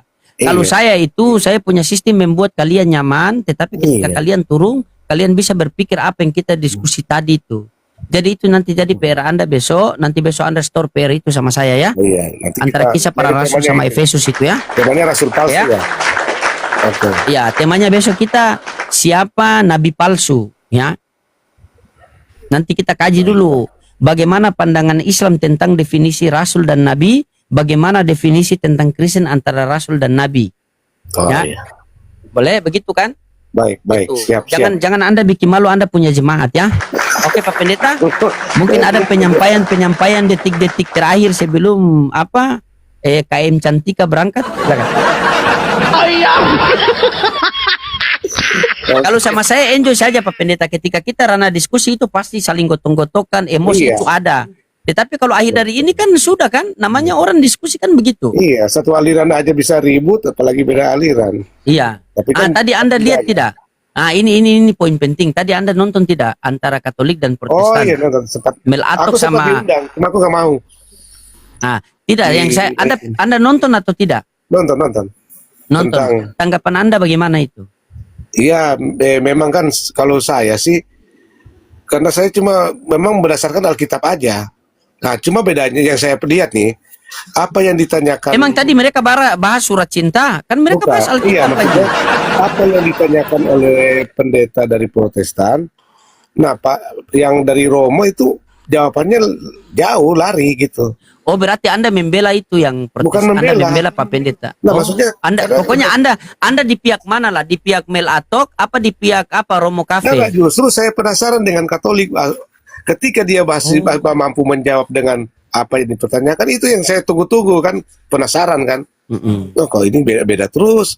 Padahal saya ingin banget itu apa yang ditanyakan itu yang dijawab. Itu maksudnya. Tetapi dia nggak mampu menjawab. Itu pasti. Kenapa Anda tahu tidak kenapa itu berbeda-beda? Pemahaman kenapa berbeda-beda? Poinnya Iya, satu. karena kitab sucinya aja. Kitab sucinya aja mereka ada tambahan kan yang namanya Deus untuk menikah. Tidak, bukan masalah tambahan. Iya, bukan masalah tambahan. Anda tahu tidak dalilnya di mana? Mau saya kasih tunjuk? Boleh, kan saling berbagi nih. Oke. Coba baca Yeremia 8 nomor 8. Oke, Yeremia. Mana ini Yeremia? Yeremia ngumpet di mana? Oh ini. Yeremia 8 ayat 8. Dikatakan begini. Bagaimanakah kamu berani berkata kami bijaksana dan kami mempunyai Taurat Tuhan? Sesungguhnya pena palsu penyurat sudah membuatnya menjadi bohong. Itu satu. Itu di Perjanjian Lama, ya. Nah, coba kita masuk ke Perjanjian Baru, Lukas 1 nomor 1 sampai 3. Lukas 1. Iya, ayat 1 sampai 3. Theophilus yang mulia, banyak orang telah berusaha menyusun suatu berita tentang peristiwa-peristiwa yang telah terjadi di antara kita, seperti yang disampaikan kepada kita oleh mereka yang dari semula adalah saksi mata dan pelayan firman. Karena itu setelah aku menyelidiki segala peristiwa itu dengan sesama dari asal mulanya, aku mengambil keputusan untuk membukukannya dengan teratur bagimu. Ketika kitab suci itu kalau datang dari Tuhan tidak akan berselisih paham satu sama lain dalam mendasar dalam konsep ketuhanan, karena ini murni datang dari Tuhan. Contohnya di dalam Islam. Di Islam itu mau dari NU, Muhammadiyah, Salafi, Jamaah Tabligh, dari LDI, MTA, itu tetap semua mengakui bahwa Nabi Muhammad adalah utusan Allah dan Tuhan adalah Allah Subhanahu wa taala. Finish kita di situ. Perbedaan kita itu mungkin sholat pakai kunut atau tidak kunut. Yang pasti sama-sama sholat. Tapi kan? bukan Itu yang pertama. Ini juga sih. Iya, sabar, dengar dulu. Tetapi Bibel Anda mengatakan di dalam Yeremia 8 nomor 8 bahwa Taurat Tuhan sudah dibuat palsu di Perjanjian Baru, berarti Bibel Anda itu hasil penyelidikan Lukas. Ketika sesuatu hal ini datang daripada Tuhan, maka tidak akan terjadi berbeda pendapat di dalam hal yang mendasar. Tetapi ketika sesuatu hal datang dari manusia, maka manusia punya kelemahan-kelemahan. Makanya kalian selalu menjelaskan agama kalian itu melalui selera masing-masing. Beda. Makanya di dalam Bibel Anda itu ada potensi mengatakan jangan menambah-nambahkan firman Tuhan, jangan mengurangi-ngurangi firman Tuhan.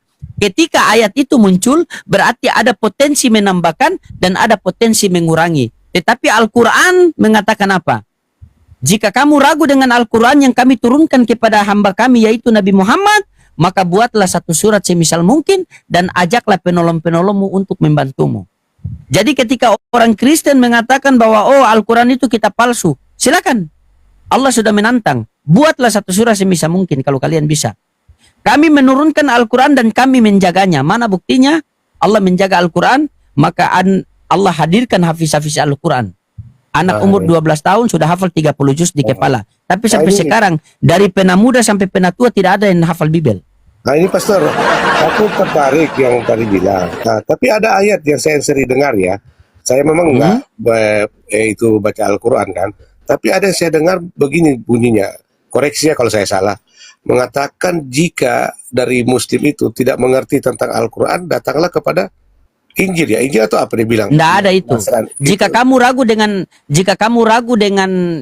ragu dengan apa kitab suci, maka tanyalah kepada ahli-ahli kitab yang terdahulu. Nah, Kalau iya, itu seperti mau itu. kaji, kalau itu mau kaji, kamu lebih berbahaya. Mau kita maksudnya kaji? itu ada tertulis atau bagaimana itu? Ada tertulis. Itu ketika Nabi Muhammad SAW meragukan kenabiannya, maka Allah mengatakan kalau kamu ragu, tanyalah kepada ahli-ahli kitab yang terdahulu. Karena nubuatan Nabi Muhammad itu ada di ahli-ahli kitab terdahulu. Mau kita buktikan sekarang? Nah kan cuma tanya. Kalau aku Oh, kira mau cuma buktikan. Kalau mau buktikan nanti lebih saya kasih fokus buktikan. ke ini. Ya. Bukan ragu dengan Al-Quran, tetapi Nabi Muhammad itu asbabun nuzul Nabi Muhammad ketika ada orang mengatakan kalau kamu ini benar-benar nabi, tiba-tiba ada apa, maka Allah Subhanahu wa taala menurunkan apa surat itu mengatakan jika kamu ragu, maka tanyalah kepada ahli-ahli kitab yang terdahulu. Itu tanya kepada ahli kitab. Kalau sekarang ini bahlul kitab. Ahli kitab itu dulu. Kalau Oten sekarang ini bahlul kitab. Itu pun disuruh tanya, bukan tanya mengenai tanya begini, bukan. Tanya mengenai nubuatan Nabi Muhammad yang sudah ada. Bahkan sampai sekarang masih ada di kalian perjanjian lama sama perjanjian baru tuh. Kalau mau saya buktikan. Asal siap terima kebenaran. Sehingga karena kalian tidak mau menerima kebenaran, maka kalian dikatakan kafir. Kafir itu bahasa yang paling indah dari Allah untuk kalian. Kafir itu dari kafaro, jadi kafir, menutupi. Kafir itu artinya tutup. Kalian menutupi kebenaran yang dibawa oleh baginda Rasulullah SAW, maka kalian dikatakan kafir. Kamu kalau non Muslim berarti orang yang tidak selamat. Kalau domba berarti binatang. Coba Pak Ferdi pengen mau dipanggil apa? Kalau kafir menutupi diri, kalau non Muslim berarti tidak selamat. Kalau domba binatang, mau dipanggil apa? Ya nggak mau ketiga-tiganya. Nah, terus mau dipanggil apa? Ya bagi manusia selamat. Karena kan Yesus Sementara di menyelamatkan Bible, manusia. oke. Sementara di Bible kalian dikatakan apa? Itu kan istilah. Domba kan? Istilah kata. Iya, saya tahu itu istilah. Tapi domba itu mau disematkan ke mana? Domba itu ke umat-umat yang percaya kepada Yesus. Iya, berarti namanya domba itu, berarti domba itu kan Wah. binatang kan? Iya, kalau bicara Benar tidak? nama domba ya binatang. Nama domba berarti binatang. Nah, Pak Ferdi mau dipanggil apa? Mau dipanggil kafir, mau dipanggil non-muslim, tidak selamat, mau dipanggil domba binatang. Ya nggak apa-apa domba, karena juga di Nah, gereja sudah. istilah kita domba-domba. Katanya ada gembala. Nah, Tapi kan yang iya. penting kita tahu itu cuma pengertian istilah kata. Nanti Pak Pendeta, enaknya juga begitu Pak Pendeta. Nanti Pak Pendeta juga mungkin buka Al-Quran, tanya-tanya apa yang Pak Pendeta tidak tahu di Islam atau mungkin dapat, tanyakan saja. Nggak enak juga kalau cuma satu arah. Tiba-tiba Pak Baik. Pendeta masuk Islam, Nah, saya ini- ulang jadi Oten. Ini Pastor Lodi kita jujur-jujur aja ya. Itu kan saya nggak mau Siap. tanya karena ya ini bicara oknum lah, nggak semua ya. Karena saya ngeri mau tanya gitu, takutnya kadang ada yang nggak terima main lapor. Sekarang begini, ketika orang bertanya itu, ketika orang main lapor itu, ketika kalian bertanya yang tidak tertulis, coba kalian bertanya yang tertulis. Contoh, loading, kenapa di Al-Quran itu ada kata kami? Loh, bisa kita jelaskan. Loading, kenapa di Al-Quran itu kok ada ketika Makanya- bertemu dengan orang kafir di jalan itu harus dibunuh? Selagi kalian bertanya ada dalil yang tertulis, berarti bukan hujatan. Makanya kan kayak Begitu. tadi, saya hati-hati mau nanya, takut kan tadi. Maksudnya karena mungkin ya pastor masih bisa menerima, takut yang lain karena udah banyak, maksudnya nggak semua ya, tapi banyak oknum yang seperti itu. Makanya Iya, diadakan ketika- pelaporan. Ketika Anda bertanya Al-Quran kepada kami, dan kami menjelaskan, dan ketika bertentangan dengan dalil yang lain, silakan Anda boleh bantah. Oh loading, kamu mengatakan begini, tetapi di Quran surat ini mengatakan begini. Tapi di Quran surat ini mengatakan begini. Sebagaimana ketika saya bertanya tentang Bible kepada Anda menjelaskan Bible Anda ternyata bertentangan dengan ayat lain. Karena pernah ada satu kali, itu awal-awal aku buka Komal kan. Nah, waktu itu ditanya lah, tapi udah lama itu. Ditanya, habis itu dia bilang, coba kamu sekarang tanya tentang Islam, dia bilang kan. Aku bilang, memang boleh, ya udah tanya. Nah, aku tanya mengenai yang ini, istrinya, siapa ini? Nabi Muhammad yang masih umur muda, siapa namanya? Yang, Aisyah. Iya. Nah, itu apa? Bukannya dijawab malah aku diomelin. Dia bilang, Iya, kamu begini, menista begini, nih. Bilang, kan begini. saya bertanya, saya nggak Begini. tahu. Iya begini Pak Ferdi. Ketika Anda bertanya, ini jujur-jujur saja. Ketika Iya, Anda iya. bertanya bahwa Rasulullah menikahi Aisyah umur 6 tahun, itu Anda menemukan dalilnya atau Anda dengar dari orang saja? Karena kan saya sering ikut apa tuh dari debat Muslim Kristen. Iya, itu yang saya tanya. Apakah Anda menemukan dalilnya atau Anda mengikut orang, Anda mendengar dari orang saja? Mendengar aja, nggak lihat. Nah, ini saya kasih satu contoh. Hmm. Dari orang, Anda kan punya HP, kan? Di HP ini kan sudah ada Dola, sudah ada AI, Iya. sudah ada Google. Buka saja. Apakah benar Nabi Muhammad menikahi Aisyah umur 6 tahun? Diklik, tak. Begitu Anda baca kan? Begitu Anda baca, terus apa yang Anda tidak tahu, itu yang Anda bawa. Sisa Anda bilang kan, loading. Tadi saya dengar ada orang mengatakan bahwa Rasulullah itu menikahi Aisyah umur 6 tahun. Tetapi saya searching di Google, saya mau cari literasinya, saya dapat. Tapi ini yang saya tidak paham, ini bagaimana begini. Nah, biar kita menjelaskan. Tetapi jikalau kamu cuma dengar dari orang ke orang begitu, bagaimana coba? Nah, maksud saya seperti itu. Maksudnya kan nggak semua oknum. Nah, makanya saya takut. Makanya saya lihat dulu pas terloading ini bagaimana perkembangannya. Apakah darah tinggi atau enggak. Saya lebih suka dua arah. Makanya- Saya itu paling suka kalau diskusi sama berani mau pendeta. tanya ke orang-orang Begini. apologet Islam yang lain, ya berani aku menanya. Saya kalau diskusi sama pendeta itu saya paling suka diskusi dua arah tentang konsep ketuhanan dan konsep keselamatan. Itu. Paling suka dua arah sudah. Gitu. Kan? Masa Iya. saya cuma memberitakan Anda punya Injil sementara Anda tidak memberitakan kita punya apa? Satu ketika Rasulullah Shallallahu Alaihi Wasallam duduk dengan para sahabat, maka Rasulullah mengatakan, jadidu imanakum, perbarui iman kalian. Maka sahabat-sahabat bertanya, kila ya Rasulullah, nukaifa jadidu imanana. Ya Rasulullah, bagaimana cara kami untuk memperbarui iman kami? Maka Rasulullah mengatakan, aksiru min qauli la ilaha illallah. Bicarakan kalimat la ilaha illallah. Sampaikan kalimat la ilaha illallah. Ini setiap hari kita Yesus Paulus, Yesus Paulus. Lama-lama kalian masuk Islam, kita ulang jadi oten kan? Makanya saya ambil dua arah. Begitu. Jadi ketika ada orang bertanya kepada saya, terkadang itu saya biasa belajar memberikan dua dalil, yaitu dalil Al-Quran dan dalil. Contoh begini, ada pernah tanya sama saya begini, Pak Ferdi. Ada pernah tanya sama saya begini. Loading. Ketika Rasulullah Shallallahu Alaihi Wasallam menerima wahyu di Gua Hiro, siapa yang menjadi saksi? Pernah dengar pertanyaan itu kan? Iya tuh sering ada di edisi TV juga pernah. Nah, siapa yang menjadi saksi ketika Rasulullah Shallallahu Alaihi Wasallam menerima wahyu di Gua Hiro? Saya mengatakan di dalam Al-Quran dikatakan di Al-Araf ayat 96 itu, sebaik-baiknya saksi adalah Allah. Mereka ketawa. Mereka bilang, oh, Masya Allah, Nabi Muhammad menerima wahyu kok yang jadi saksi itu adalah Allah itu sendiri. Kamu ngarang. Coba Anda baca, coba minta tolong Anda baca Yohanes 5:37. Iya, Yesus juga begitu mengatakan. Siapa yang jadi saksi? Bapa. Kenapa saya mengatakan bahwa Allah yang menjadi saksi, mereka ketawa. Tetapi di bibir mereka, Bapa sendiri yang menjadi saksi, mereka bisa terima. Sama tidak? Sama sih. Karena yang sebaik-baik saksi adalah Tuhan. Benar kan? Nah, maksudnya yang di surat itu yang pastor bilang itu dari perkataan Nabi Muhammad apa dari orang lain yang menulis? Yang mana? Yang dia mendapat firman di gua mana itu? Di gua yang Nabi Muhammad dapat firman dari gua apa tadi yang pastor bilang? Al-Quran itu firman Allah yang diturunkan kepada Nabi Muhammad melalui pelantaraan Jibril alaihissalam. Begitu. Ayat pertama yang diturunkan di Gua Hiro itu ada Al-Alaq. Iqra bismi rabbikal ladzi khalaq. Setelah 5 ayat itu turun, maka Rasulullah ketakutan, merasa menggigil. Pulanglah dia ke rumah. Merasa menggigil, maka ketika dia tidur diselimuti oleh Khadijah radhiyallahu anha. Ketika diselimuti, setelah itu turun ayat kedua, yaitu Mudatsir.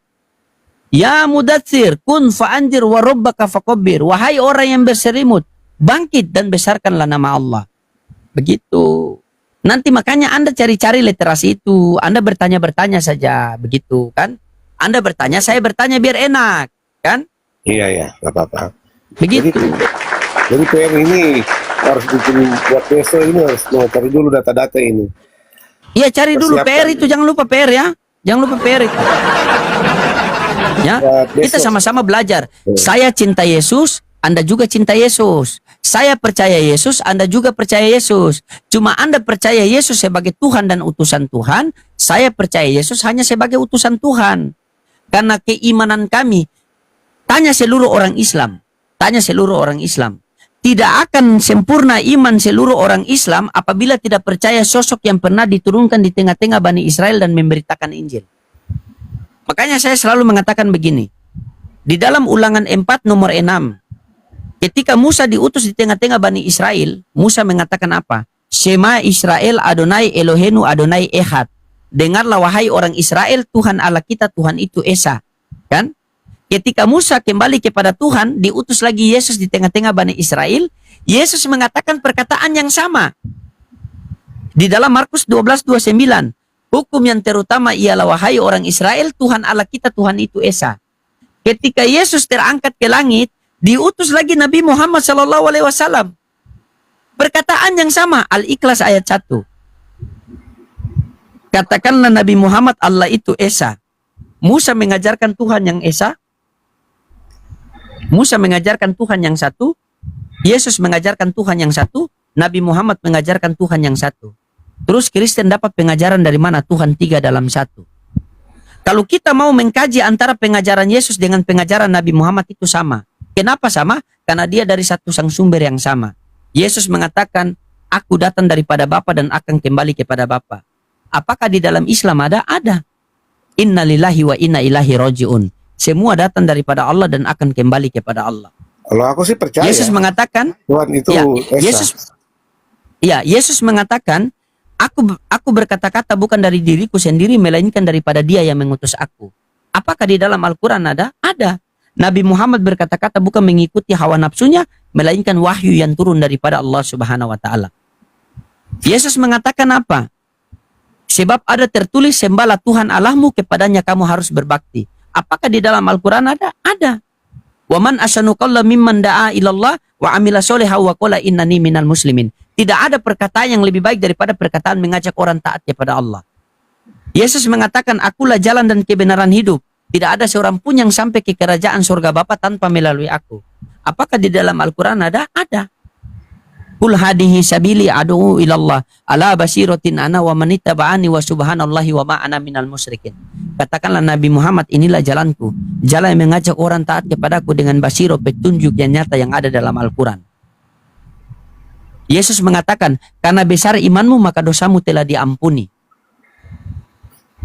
Apakah di dalam Islam ada? Ada. Qul in kuntum tuhibunallaha fattabi'uni yuhibbukumullah wa yaghfir lakum dzunubakum wa huwal ghafurur rahim. Katakanlah Nabi Muhammad kepada umatmu, apabila mereka ingin aku mencintai mereka, maka ikutilah kamu dan akan kuampuni dosa-dosa mereka. Saya tanya sama Anda, jika dosa kita sudah diampuni oleh Tuhan, tempat kita di mana, Pak? Surga. Ya sudah, asyhadu. Apa lagi? Di dalam Yohanes, coba Anda baca. Coba Anda baca Yohanes 17:3 bagaimana bunyinya? Yohanes 3. Yohanes 17:3. Oh. Supaya kita memperoleh hidup yang kekal. Inilah hidup yang kekal itu, Mengenal engkau satu-satunya Allah yang benar dan mengenal Yesus Kristus yang telah engkau utus. Di dalam Islam, asyhadu an la ilaha illallah wa asyhadu anna Muhammadar Rasulullah. Aku bersaksi tidak ada Tuhan selain Allah dan Nabi Muhammad adalah utusan Allah. Asyhadu an la ilaha illallah Yosua Hamasya Rasulullah. Itu sama juga sih sama dengan Yesus sebagai Tuhan dan Juru Selamat. Karena nama Allah Bapa. Apalagi Tuhan. Nama Allah itu Yesus perkenalkan juga kalau kita baca terus itu. Dia memperkenalkan nama Bapa itu. Itu kan tidak Pak Pendeta. Di ayat 6, ayat 11. Tuhan itu adalah gelar, sepakat? Iya. Presiden adalah gelar, sepakat? Iya ya. Iya, kalau Kenapa? Kristen Tuhan itu Iya, dengar, sebutan. dengar. Sebutan gelar. Iya, sabar dulu. Hmm. Tuhan itu gelar atau bukan? Itu sebutan buat sang pencipta langit dan bumi. Tuhan itu gelar atau bukan di dalam kekristenan? Sebutan, bukan gelar. Bukan gelar. Bukan. Sebutan. Belajar lagi ya. Belajar lagi. Itu PR buat Anda. Coba Anda buka di Google situ. Coba Anda buka di Google situ. Tuhan dia punya menurut nama. Kristen, sabar. Tuhan menurut Kristen gelar atau bukan? Coba klik di Google situ. Ya kan beda-beda kita. Kalau saya mengatakan itu sebutan. Karena ada dalilnya. Baca Oke, berarti di PR lagi buat Anda ya. Keluaran 3 ayat 15. Dikatakan nama atau sebutan. Oke. Tuhan Yesus. Mana yang nama, mana yang gelar? Yang nama Yesus. Gelar yang mana? Tuhan. Ya sudah, berarti Tuhan itu gelar. Iya, itu kan sebutan. Tuhan itu sebutan. Yang gelar itu Gelar, Roh Kudus. dengar. Tuhan itu adalah gelar. Presiden adalah gelar, betul? Heeh. Nah, kenapa gelar presiden ini tidak bisa diberikan kepada pemimpin daerah? Karena lebih tinggi presiden. Kenapa gelar presiden ini tidak bisa diberikan kepada bupati? Iya, karena kan presiden lebih tinggi kepala negara. Karena untuk mendapatkan gelar presiden berarti dia harus menjadi pemimpin negara. Untuk mendapatkan gelar Tuhan berarti dia harus pencipta langit dan bumi. Betul, setuju. Di dunia ini cuma ada, dengar, di dunia ini cuma ada dua. Anda sepakat? Pencipta dan ciptaan. Kak. Betul. Nah, Yesus yang mana? Yesus pencipta atau ciptaan? Baik. Bingung Iya, kan? kalau Yesus bicara nama. Pasti lama, pasti panjang terputar-putar. Di dunia ini cuma ada dua loading. Pencipta dan ciptaan. Oke, Nabi Muhammad mana? Nabi Muhammad pencipta. Nabi Muhammad ciptaan. Allah adalah pencipta. Oh. Di dunia ini cuma ada dua. Pencipta dan ciptaan. Yesus pencipta atau ciptaan? Nah, kecuali kalau pastor bilang Bapa dan anak, mana yang penciptaan, Bapa atau anak itu. Kalau Yesus bicara nama. Jadi di Alkitab itu Yesus bicara nama, pastor. Karena nama Allah juga itu adalah Yesus. Nama Bapa itu. Anak juga. Nama Yesus itu nama manusia apa nama Tuhan? Nama apa diberikan malaikat kepada Maria. Waktu Saya Yesus tanya, nama Yesus itu nama manusia atau nama Tuhan? baik, pada dasarnya dia itu nama Allah. Di mana dasarnya di mana? Yohanes 17 ayat 12, 11 dan 12. Namamu yang telah engkau berikan kepadaku. Iya, Yesus Itu. memperkenalkan nama Allah itu, iya. Oke, namamu yang telah engkau berikan kepadaku. Anda tahu tidak? Kalau Apa? ayat itu cuma ayat tambahan. Kalau mau saya buktikan. Serius. Kutanya Baik, sama berarti- Anda. Kitab berarti suci. besok. Oke, kita sabar. Kitab suci semua orang Kristen ini di dalam negeri maupun luar negeri sama apa beda? Iya, beda bahasa. Beda bahasa, tetapi isinya sama atau tidak? Iya, sama. Sama. Bisa enggak kalau saya buktikan kalau itu namamu yang telah engkau berikan kepadaku itu hanya tambahan? Tambahan. Bisa Maksudnya tidak? kitab tambahan. Cuma ada tulisan tambahan. Coba Anda buka ayat itu, coba Anda baca. Coba Anda baca, buka ayat itu. Yohanes 17 berapa nih? Yohanes 17 ayat berapa? Allahumma sholli ala. Coba berapa? Coba baca. Ayat 11 dan 12. Ayat 11 dan 12 ya, silakan coba buka. Dan aku tidak ada lagi di dalam dunia, tetapi mereka masih ada dalam dunia. Dan aku datang kepadamu, ya Bapa yang kudus, peliharalah mereka dalam namamu, yaitu namamu yang telah engkau berikan kepadaku. Supaya mereka menjadi satu sama seperti kita. Selama aku bersama mereka, aku memelihara mereka dalam namamu, yaitu namamu yang telah engkau berikan kepadaku. Itu kan?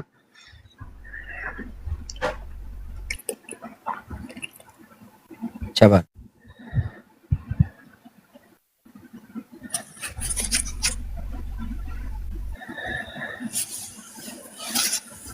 Oke. Sabar ya.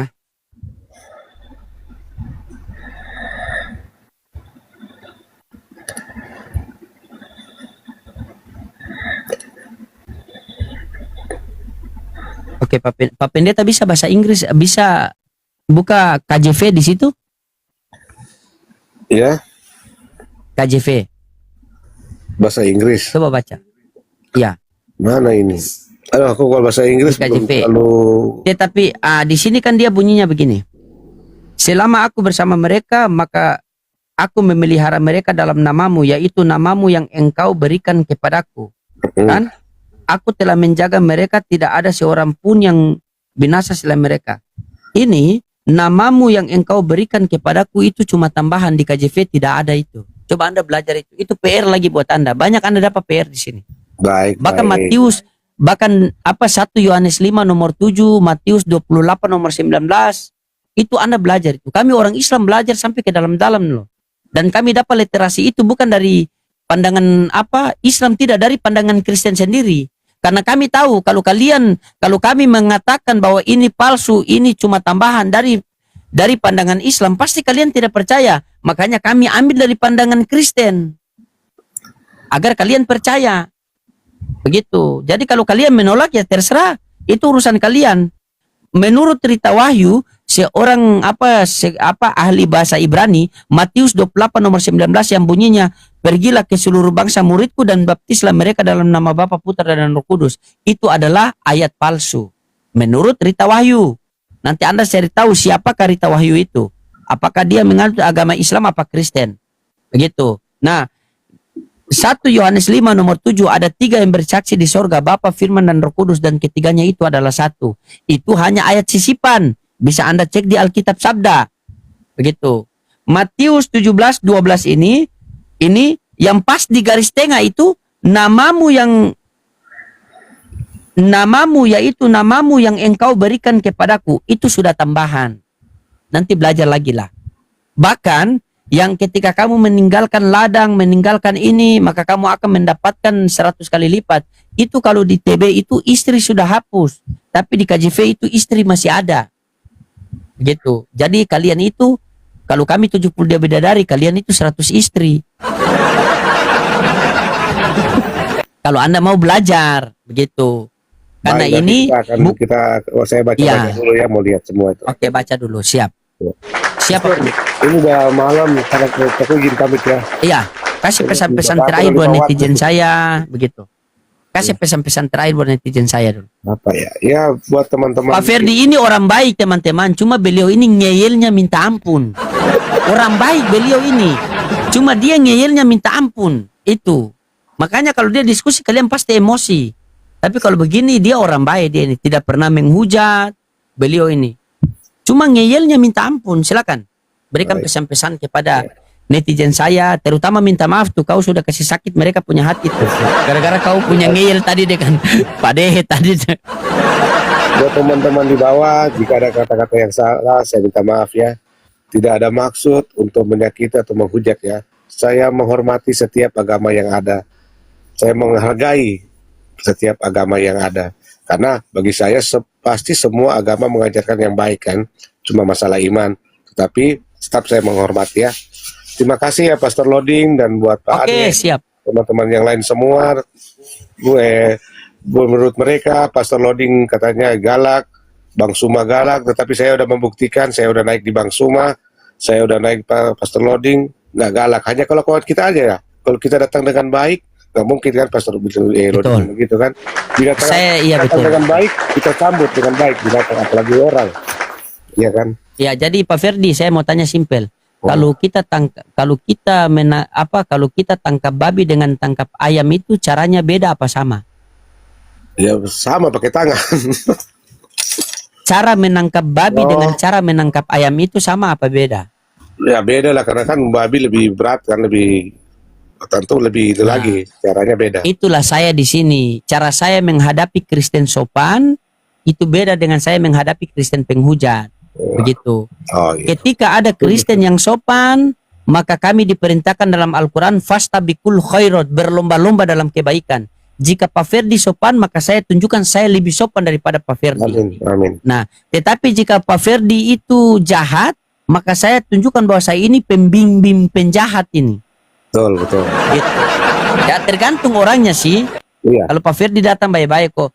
ada satu kampung Pak Ferdi, kampung itu walaupun jahat, semua orang jahat di kampung itu, tapi kalau kita datang dengan niat baik-baik pasti kita diterima baik. Benar tidak? Betul.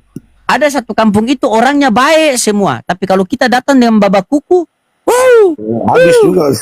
habis kan? Nah, tergantung kita pribadi sih. Betul. Begitu. Islam tidak pernah mencari musuh, tetapi ketika dihadapkan di satu musuh, haram satu langkah untuk mundur. Betul. Kami ini selalu dalam kebaikan. Jika kalian baik, kami lebih baik daripada kalian. Jika kalian buruk, ya. Oke? Setuju.